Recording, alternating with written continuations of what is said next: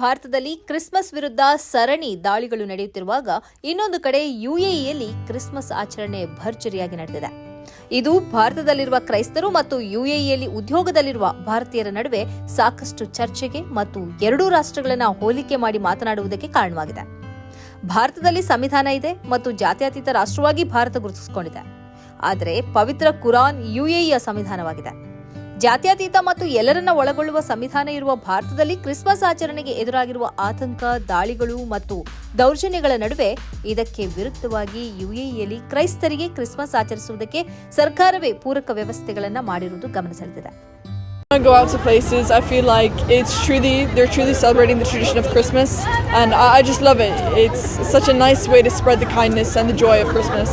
It is really Christmassy because, with Christmas, everything's got lights, and the big Christmas tree over there, it's got presents, it's got really nice decorations, and I think it's awesome. Yeah, they put a lot of good effort into Christmas in Dubai.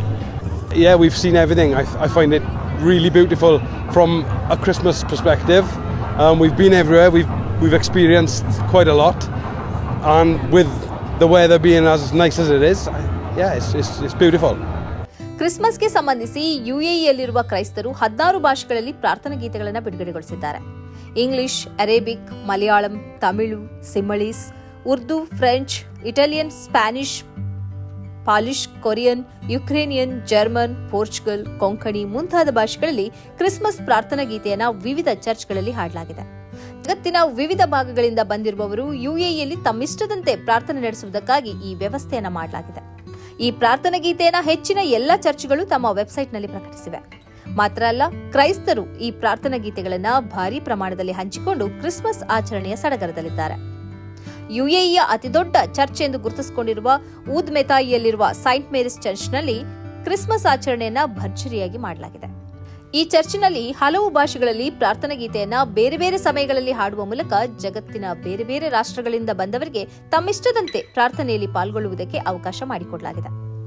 Saint Francis of Assisi Catholic church ಸಹಿತ 10 ಹಲವು ಚರ್ಚ್ಗಳಲ್ಲಿ ವಿವಿಧ ಸಮಯಗಳನ್ನು ಪ್ರಾರ್ಥನಾ ಗೀತೆಗೆ ನಿಗದಿಪಡಿಸಲಾಗಿದ್ದು ವಿವಿಧ ಭಾಷೆಗಳಲ್ಲಿ ಈ ಪ್ರಾರ್ಥನಾ ಗೀತೆಯನ್ನು ಹಾಡಲಾಗಿದೆ. ಇದೇ ವೇಳೆ ಕ್ರಿಸ್ಮಸ್ ಆಚರಣೆಯ ವಿರುದ್ಧ ಭಾರತದ ಉದ್ದಕ್ಕೂ ನಡೆದಿರುವ ದಾಳಿಗಳನ್ನು ಯುಎಇಯಲ್ಲಿರುವ ಅನಿವಾಸಿ ಭಾರತೀಯ ಕ್ರೈಸ್ತರು ಆತಂಕದಿಂದ ನೋಡುತ್ತಿದ್ದಾರೆ. ಗಲ್ಫ್ ರಾಷ್ಟ್ರಗಳು ಕ್ರಿಸ್ಮಸ್ಗೆ ಸ್ವಾಗತ ಕೋರಿರುವಾಗ ಮತ್ತು ಅಲ್ಲಿನ ನಾಗರಿಕರು ಈ ಸಂಭ್ರಮವನ್ನು ಪ್ರೀತಿಯಿಂದಲೇ ಸ್ವಾಗತಿಸಿರುವಾಗ ತಮ್ಮ ಹುಟ್ಟೂರಲ್ಲಿ ಕ್ರಿಸ್ಮಸ್ ವಿರೋಧಿ ದಾಳಿಗಳು ನಡೆಯುತ್ತಿರೋದು ಏಕೆ ಎಂಬ ಆತಂಕ ಎಲ್ಲರಲ್ಲೂ ಮೂಡ್ತಾ ಇದೆ.